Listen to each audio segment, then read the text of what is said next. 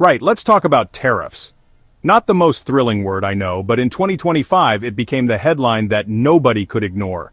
In 2025, the Trump administration unleashed a tariff tornado, a sweeping 10% baseline tariff on nearly all imports. It was a move that sent shockwaves through global markets and left economists scrambling to predict the fallout. This wasn't a gentle nudge, it was a full-on economic shove, rewriting trade deals with everyone. Suddenly, every country was forced back to the negotiating table, whether they liked it or not. But that was just the appetizer. The main course? Liberation Day, a threat to slap up to 50% tariffs on imports from countries without new US-approved deals by July 9th. The clock was ticking, and the stakes couldn't have been higher. It felt less like negotiation and more like a hostage situation, where the hostage is your cheap toaster. Everyday Americans started to wonder if their next appliance would cost double. The list of targeted goods was as random as a toddler's Christmas list. No rhyme, no reason, just a grab bag of whatever caught the administration's eye.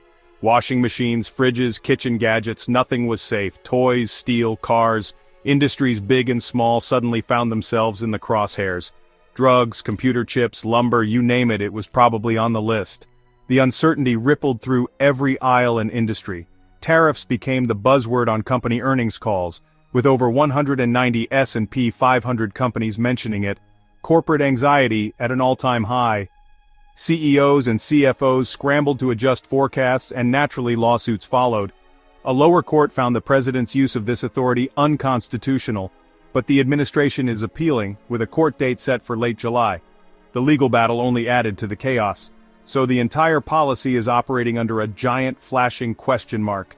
No one really knows what comes next, and uncertainty is the only certainty. It's a bold strategy. Implement a massive economy-altering policy first, and figure out if you're allowed to do it later.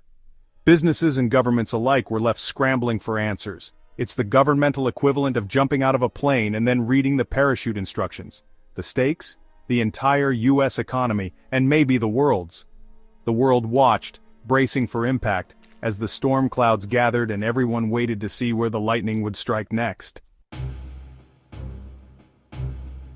If you want a canary in the coal mine for American consumers, look at Walmart. When Walmart starts to feel queasy, everyone should brace themselves. The retail giant warned it couldn't fully absorb the new tariffs. Translation prices are about to get spicy. Even with 2/3 of its products sourced in the US, a massive chunk of inventory, everything from avocados to car parts, was suddenly more expensive. Walmart's CFO, John David Rainey, admitted tariffs are fundamentally inflationary.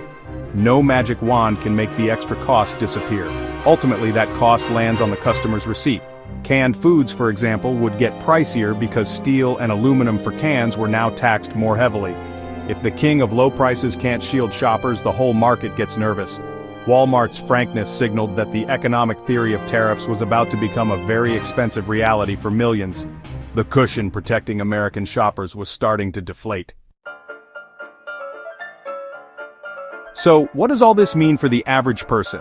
Let's break it down to the basics. Your weekly trip to the grocery store, the everyday essentials you toss into your cart, and the little luxuries you treat yourself to. Suddenly you're paying more at the checkout, and it's not because you've upgraded your lifestyle. Your shopping trolley just got pricier, and not because you splurged on champagne. Even the basics like bread, milk, and eggs are creeping up in cost, and it's not always obvious why. Tariffs hit price tags fast. Retailers don't wait. They pass those extra costs on to you almost overnight. Toy prices jumped 2.2% in a single month, while overall inflation barely budged. That's a huge spike for parents shopping for birthdays or holidays. Why? 75% of US toys come from China, so when tariffs hit, the impact is immediate. And it's not just toys, tariffs touch almost every aisle. Anything in a can, beans, beer, costs more. Even your favorite soda or soup isn't safe from the price hikes. New fridges and washing machines up too. Big-ticket items become even bigger investments, putting them out of reach for some families.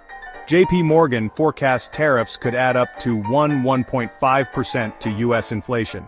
That's not just a number, it's a real hit to your wallet month after month. That's a big deal when it hits everything you buy. From groceries to gadgets, nothing is immune. The Federal Reserve flagged tariffs as an upside risk to inflation, making them hesitant to lower interest rates.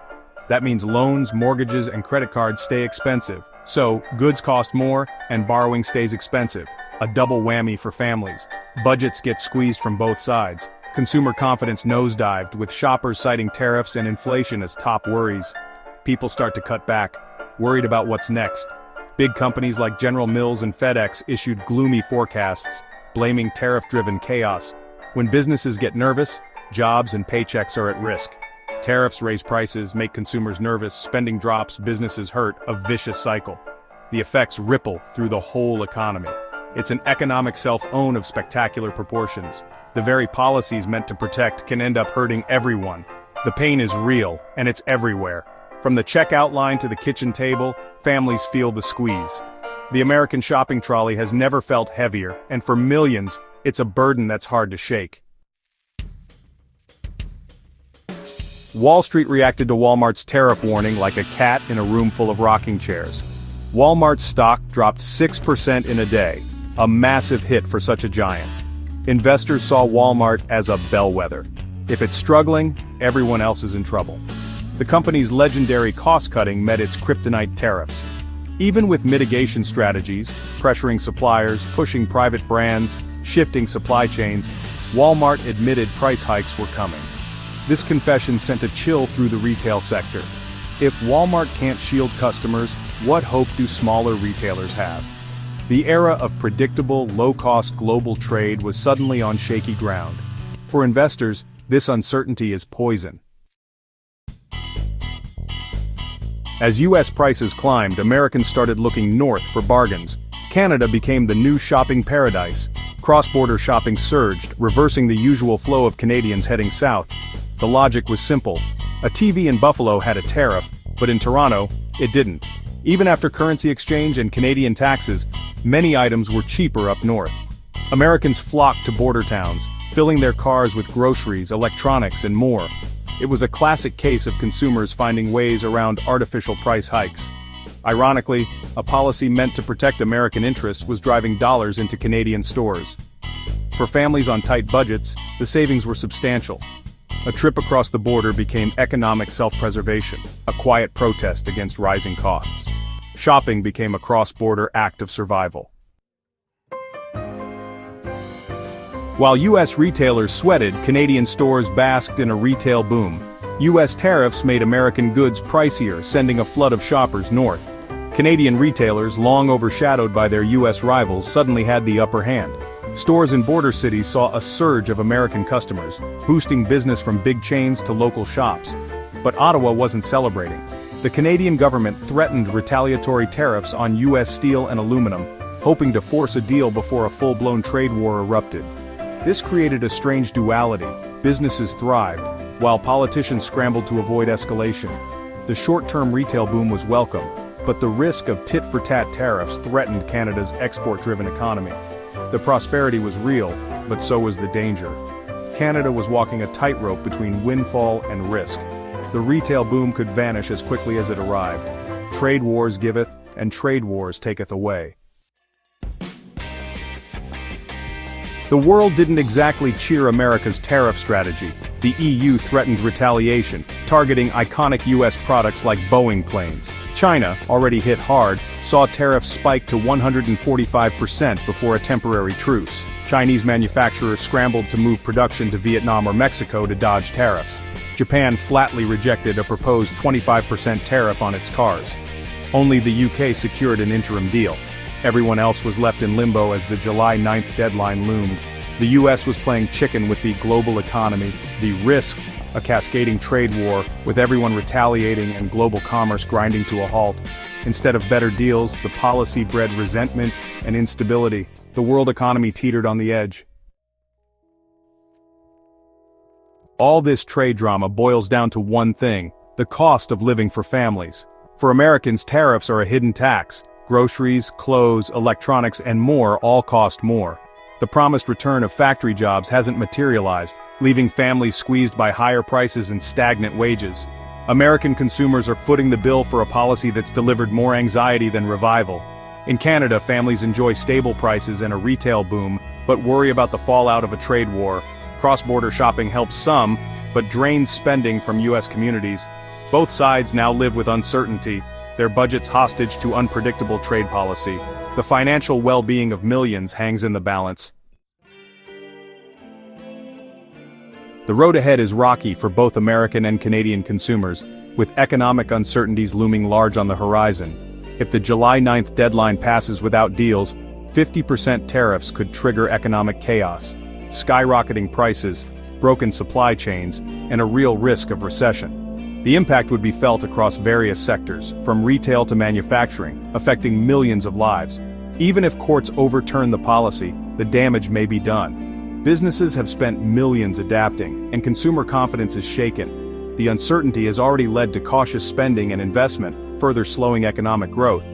For Americans, this means more budgeting, more bargain hunting, and maybe more trips north.